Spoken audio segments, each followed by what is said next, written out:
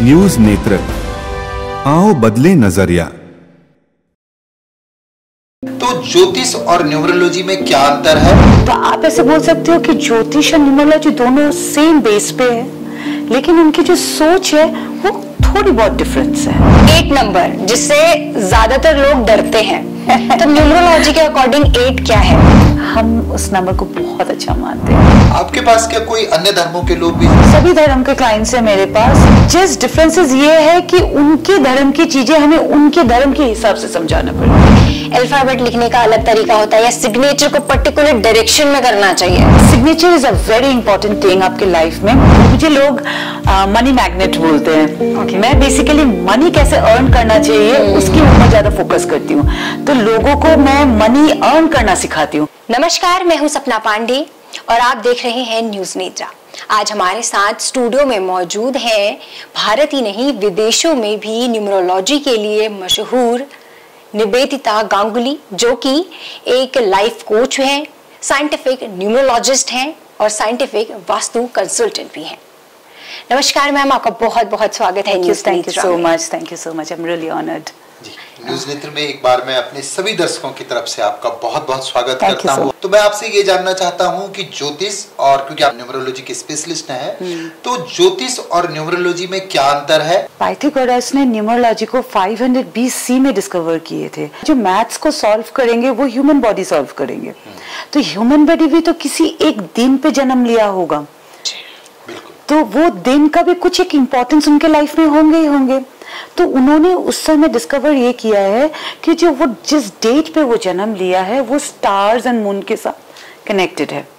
तो आप ऐसे बोल सकते हो कि ज्योतिष और न्यूमरोलॉजी दोनों सेम बेस पे है, लेकिन उनकी जो सोच है वो थोड़ी बहुत डिफरेंस है। कि जो नॉर्मल ज्योतिष लोग करते हैं वो ओरिजिनल डेट ऑफ बर्थ, फिर प्लेस, टाइम, इस सब से कैलकुलेशंस करते हैं। न्यूमरोलॉजिस्ट को एक बेनिफिट है, जिससे मैं आधार कार्ड की डेट ऑफ बर्थ के ऊपर काम करती हूँ। It is little bit scientific way of calculating then traditional way of calculating this system. Bank account को लेकर भी कई बार लोग बोलते हैं कि आपका बैंक अकाउंट सर्टेन नंबर का होना चाहिए या रिपीटेड कोई नंबर नहीं होना चाहिए। उसी तरीके से मोबाइल नंबर्स के लिए भी बोला जाता है। जी। तो ये क्या है और ये कैसे चेंज होने, क्या फर्क पड़ता है? हम मानते हैं बैंक मतलब कर्म की चीजें हमारे उधर जाते हैं, सैटर्न एक्टिवेट होता है। कर्म मतलब कर्म देवता मतलब सैटर्न है। तो अगर बैंक के नंबर आपके सैटर्न के नंबर में सेट होता है तो वो बोलते हैं वो इंक्रीज कर रहे हैं। अदरवाइज अगर मैं सोचती हूँ शुक्र भी तो वही काम कर रहे हैं, पैसे के काम कर रहे हैं। तो ईदर एंड और वेज में अगर आपको मिल जाता है कि आपको सैटर्न के नंबर एंड शुक्र के नंबर का कोई भी एक कॉम्बिनेशन आपको मिल जाता है, it actually works. Same way telephone number भी वही है, क्योंकि आप क्या चाहोगे आपकी लाइफ में कि अच्छे लोग आपको अट्रैक्ट हो, आपके फोन में वो घंटी बजे जो लोग अच्छे हैं और अच्छी चीज को अट्रैक्ट शुक्र करते हैं। तो इसलिए अगर आप शुक्र का नंबर में टेलीफोन नंबर को सेट करते हो, लास्ट में 666 का देते हो, तो इसका मतलब आप उसी नंबर को अट्रैक्ट करते हो जो आप चाहते हो, वो वाले क्लाइंट को आप अट्रैक्ट करते हो जो आप चाहते हो दिल से। So this is what आम आदमी कैसे पता करे कि उसके लिए कौन सा नंबर लकी है? लोग बोलते हैं कि बर्थडे डेट लकी होता है, लेकिन वो नहीं है एक्चुअली। जो आपके बीटा नंबर है वो आपके लिए लकी होता है। Beta number in the sense आपके डे, मंथ एंड ईयर, जब आप उसको स्क्वीज इन करते हो तो वो होता है आपका बीटा नंबर। वो बेसिकली आपकी जिंदगी में बहुत मेजर रोल प्ले करते हैं। So whatever you do, if you go with a beta number, it is best for you. 8 number जिससे ज्यादातर लोग डरते हैं, तो न्यूमरोलॉजी के अकॉर्डिंग 8 क्या है? हम उस नंबर को बहुत अच्छा मानते हैं। लोग बोलते हैं Rahu Ketu Shani, oh my God Rahu Ketu Shani, ऐसे एक फीलिंग होता है। लेकिन आप अगर मेरे क्लाइंट्स को उठा के पूछेंगे कि राहु केतु शनि क्या देते हैं, वो बोलेंगे पैसे देते हैं, ग्रोथ देते हैं। If your Rahu Ketu Shani is totally okay, आपको दुनिया में कोई भी रोक नहीं सकता नेम, फेम एंड पैसे कमाने में। जी, अभी ये भी कहा जाता है कि जो राहु, केतु और शनि है, तीनों ही कलयुग के नंबर्स हैं। कलयुग में जो ग्रोथ देंगे वो यही नंबर्स बिल्कुल देंगे। वो इसको डेफिनेटली उनके ना एक अलग से पैरामीटर होते हैं, अब हम उन्हें देख नहीं पाते हैं, लेकिन नंबर्स हमारे साथ इनविजिबल वे में रोज चलते हैं, लेकिन उनके एक अलग सा पैटर्न है देने का। वो बोलेंगे आप कर्म करो हम आपको देंगे, आप कर्म नहीं करोगे तो हम आपको नहीं देंगे। ये सोच को अगर हम लोग अपने अंदर रखें तो हम कितनी कुछ अचीव कर सकते हैं लाइफ में। यूसी पहले चलिए ये बता दीजिए कि मून शाइन और सनशाइन क्या होता है, क्योंकि बहुत से लोगों को ये नहीं पता है। राशि होते हैं वो मून के हिसाब से चलते हैं, और जो टॉरस वगैरह हम लोग इंग्लिश में जो सनशाइन के हिसाब से चलते हैं। तो न्यूमरोलॉजी किस पर वर्क करती है, मून शाइन पे या सनशाइन पर? दोनों में करती हूँ मैं। Okay, I work in both the things, क्योंकि कई बार क्या होता है हमें चेक करना होता है दोनों चीजें। हमारी नवग्रह पूजा में मंगल को भूमि सुति यानी पृथ्वी का बेटा कहा गया। तो क्या कुछ पृथ्वी के गुण जैसे गंभीरता, धैर्य, ये भी मंगल से मिलता है? बहुत ज्यादा। आप जैसे भूमि की बात बोले तो मैं बोल रही हूँ, वास्तव में हमारे लिए भूमि पूजन होना बहुत ज्यादा जरूरी है। क्यों? क्योंकि वो इंटैक्ट रखता है चीजों को। घर जहां हम लोग बैठते हैं तो भूमि पूजन बहुत ज्यादा एक इम्पोर्टेंट रोल प्ले करते हैं हमारे को। सो इसलिए उस समय जब हम पूजा करते हैं तो मंगल को भी बहुत ज्यादा इम्पोर्टेंस उस समय दिया जाता है, ताकि वो स्टेबिलिटी को रखे। एंजल नंबर क्या है? एंजल नंबर क्या है कि रिपीटेड नंबर्स होते हैं, मिरर नंबर्स होते हैं, वो पैरेलल है। आप देखो ट्रेन की पटरी देखा है आपने, वो पैरेलल है 11-11। तो अगर आप 11-11 बहुत ज्यादा देख रहे हो या 22-22 बहुत ज्यादा देख रहे हो, इसका मतलब आपको जरूरी है कि आपके लाइफ को आप बैलेंस में करें। आपके लाइफ डिसबैलेंस्ड हो रखा है, तो वो डिनोशन है। तो आप उसको कैसे समझाएंगे? तो बोलते हैं एंजल नंबर से। सेम वे 1176 बहुत ज्यादा चल रखा था। अब उसको एडिशन करो वो 15 आता है, 15 को ऐड करो वो 6 आता है। वीनस का नंबर है, वो शुक्र का नंबर है, तो आपको विश फुलफिलमेंट, पैसे वगैरह, ये है एंजल नंबर। इसके साथ लूसी ग्रेट का कोई तालमेल नहीं। आपके पास क्या कोई अन्य धर्मों के लोग भी अंक ज्योतिष पे बिलीव करते हैं? बिल्कुल बिल्कुल करते हैं। सभी धर्म के क्लाइंट्स हैं मेरे पास। जस्ट डिफरेंसेस ये है कि उनके धर्म की चीजें हमें उनके धर्म के हिसाब से समझाना पड़ता है। इसके साथ आप बिजनेस न्यूमरोलॉजी करते हैं, लोगों के ग्रोथ पे बात करती हैं। तो एक जनरल सवाल जो लोगों का होता है कि बिजनेस है वो किसके नाम पे देखा जाए? कभी ऐसा आपने सुना होगा कि अब यूजुअली होता है कि नाम बिजनेस वाइफ के नाम पर है, हस्बैंड उसको ऑपरेट कर रहे होते हैं, या फिर हस्बैंड के नाम पर बिजनेस है लेकिन उसको चला वाइफ रही हो। तो किसके नंबर्स उस बिजनेस के लिए फेवरेबल होता है?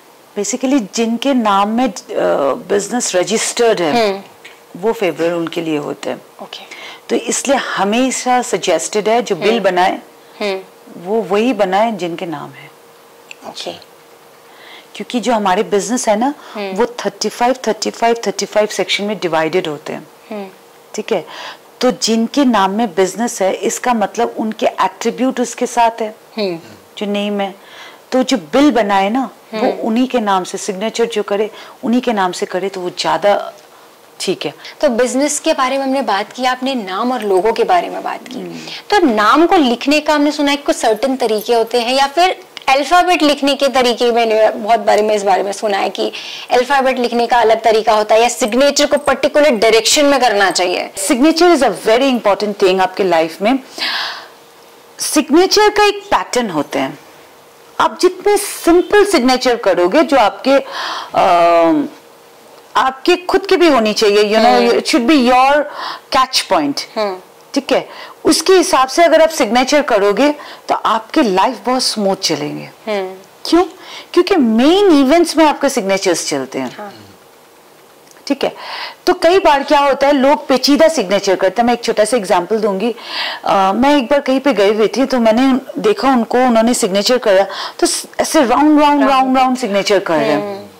इसका मतलब आपके लाइफ उसका इर्द गिर्द ही घूमते रह गए। आप अगर उस इंसान को ऑब्जर्व करते तो उनकी लाइन वो राउंड के अंदर ही घूम रहे, उनके लाइफ वो आगे नहीं बढ़ रहे। इसलिए हम कहते हैं कि सिग्नेचर को एक ऊपर का स्लैंट दो आप, ताकि आप ऊपर की तरफ ग्रो कर सके। तो हमने नंबर्स के बारे में बात कर ली, अल्फाबेट्स के बारे में बात की। Let's talk about colours. आप मैकडॉनल्ड्स को देखना, बर्गर किंग को देखना, जो कलर्स है ना रेड एंड येलो का कॉम्बिनेशन में है, ध्यान दिया होंगे आपने। रेड क्या है? मार्स है, मंगल है, फायर क्रिएट करते हैं वो। अट्रैक्शन देते हैं। अब कोई भी चीज लाल देखोगे ना, उसको पट से आप लेने की कोशिश करोगे। मैकडोनल्ड्स, बर्गर किंग, ये सारे चीज बच्चे को अट्रैक्ट करते हैं। बच्चे लाल से अट्रैक्ट होते हैं। जो येलो है वो शुक्र है, पैसे को अट्रैक्ट करते हैं, इसलिए उसका कॉम्बिनेशन वैसे बनाया गया है।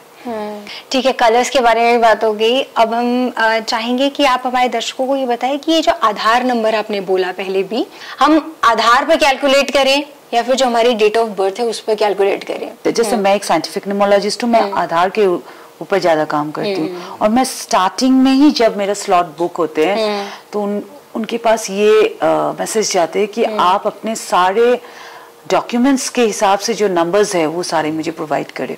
मैम, अब हम बात करना चाहेंगे कि इसकी स्टडी के बारे में। अगर आपने पढ़ा है तो आपने कहीं से सीखा है, तो जैसे हम डॉक्टर बनने के लिए हम आपको बहुत सारे कॉलेजेस मिल जाएंगे, तो न्यूमरोलॉजी स्पेसिफिकली कहाँ से सीखी जा सकती है? बहुत सारे मेंटर्स है, आप कहीं से बहुत अच्छे मेंटर्स है, वो आप लोग उनसे सीख सकते हो। कोई इंस्टीट्यूट है इंडिया में जहाँ पे न्यूमरोलॉजी सिखाते हैं? हाँ, इंस्टीट्यूट भी है। न्यूमरोलॉजी के लिए मैं रादर बोलूंगी कि जो गुड टीचर्स है आप उनके पास सीखिए। क्या इन नामों में निवेदिता गांगुली का नाम भी शामिल हो सकता है? मैंने कभी सिखाया नहीं। अच्छा, आगे फ्यूचर में? कभी भी नहीं।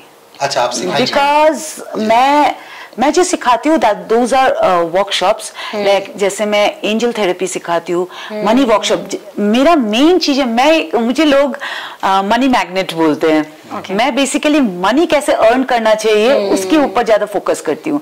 तो लोगों को मैं मनी अर्न करना सिखाती हूँ, इसलिए मेरे जितनी भी वर्कशॉप है वो मनी रिलेटेड वर्कशॉप है। आपने अभी वास्तु का जिक्र किया, क्या न्यूमरोलॉजी और वास्तु शास्त्र में कोई कनेक्शन है? बिल्कुल है। अच्छा, मैं जब किसी के घर में वास्तु करने जाती हूँ तो वास्तु के तो सारे ग्रेडिंग्स मैं देख ही रही हूँ। सबसे पहले मैं ये देखती हूँ, अगर मैं उस घर को एक नाम दूं, जिनका ये घर है उनकी डेट ऑफ बर्थ उठा के उस घर को एक न्यूमरोलॉजिकली नाम दूं, वो घर ऑटोमेटिकली बैलेंस्ड हो जाएंगे।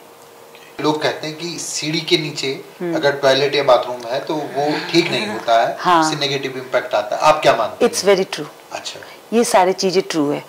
अगर कोई ये बोले कि नहीं नॉर्थ ईस्ट में किचन हो सकता है, नॉर्थ ईस्ट में वॉशरूम हो सकते हैं, क्या फर्क पड़ जाएगा? फर्क पड़ता है, क्योंकि नॉर्थ ईस्ट जो है वो बेसिकली वास्तु पुरुष का सर है। जब वो ऊपर से गिरे तो उसका सर उसके नीचे गिर गए।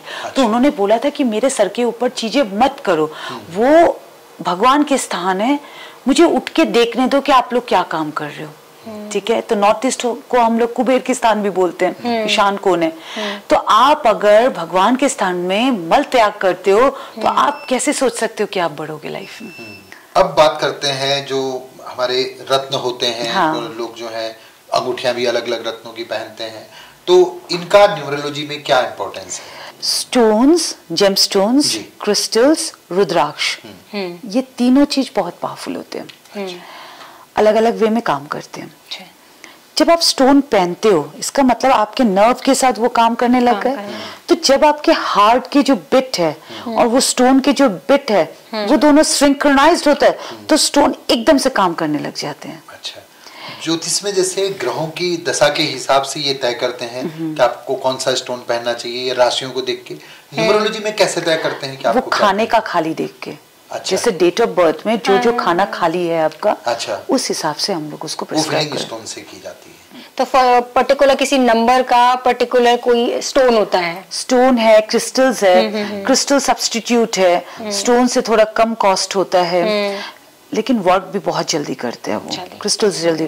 तो जब आपने बोला कि बिजनेस को या नेम को आप सिंक्रोनाइज करते हो अपने नंबर्स के साथ, तो वो सिंक्रोनाइज आप उस टाइम तो कर रहे हो, लेकिन बाद में वो नंबर्स जब हमारे बदल रहे हैं तब उसका क्या असर होता है? एक्चुअली नहीं, यही थोड़ा सा डिफरेंसेस हो जाते हैं। न्यूमरोलॉजी में हम लोग यूनिवर्सल ईयर देखते हैं। जैसे ये यूनिवर्सल ईयर 7 चल रहा है, केतु का चल रहा है। आपके जो डेट ऑफ बर्थ है और मंथ है उस दोनों को कैलकुलेट करके उसके बाद आप यूनिवर्सल ईयर्स के साथ कैलकुलेट करेंगे, तभी जाके आपके यूनिवर्सल ईयर निकलेगा। तो आपको समझ में आएगा कि ये ईयर मेरा सारा दिन में कैसे, मतलब पूरा ईयर कैसे जाएगा। वही है हेर फेर। मैं अपने सभी दर्शकों को कहना चाहता हूं कि अगर न्यूमरोलॉजी के बारे में उनकी कोई भी जिज्ञासा है, कोई भी क्वेरी है, तो आप हमें कमेंट बॉक्स में लिख के जरूर भेजें। हम मैम का नंबर जो है अपने डिस्क्रिप्शन में और साथ में वीडियो के नीचे स्क्रॉल में जरूर देंगे। आप चाहें तो उनसे फोन पे भी कंसल्टेंट कर सकते हैं और उनसे मिलने के लिए आप अपॉइंटमेंट लीजिएगा। इसके साथ ही अगर आप अपनी क्वेरीज इंस्टाग्राम में भी पूछना चाहते हैं तो आप निवेदिता गांगुली के इंस्टाग्राम प्रोफाइल पर जाकर उनसे क्वेरीज पूछ सकते हैं, उन्हें डीएम कर सकते हैं।